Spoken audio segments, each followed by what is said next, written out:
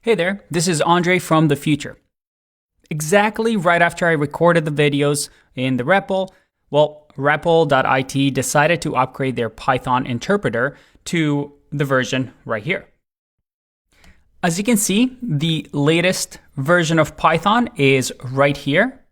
Now I want you to keep in mind that REPL usually implements the Python interpreter a little bit later because they have to work out some kinks, make sure that it's integrated properly onto their website. So this number might be a little bit lower than what you see on python.org, but don't worry, everything that we do in this course, you're going to be able to follow. As long as we're using Python version 3, we're all set.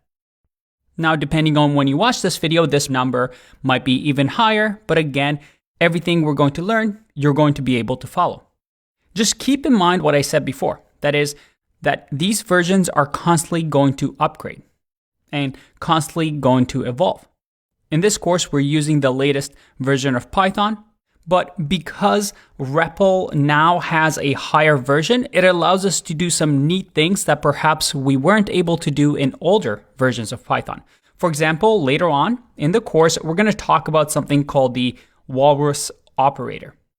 And this is a new feature that is new to Python 3.8. And because of that, we're going to be able to use it inside of this REPL. But we're getting ahead of ourselves. You'll see that when we talk about the walrus operator. Anyway, just a quick note. Let's get back into it.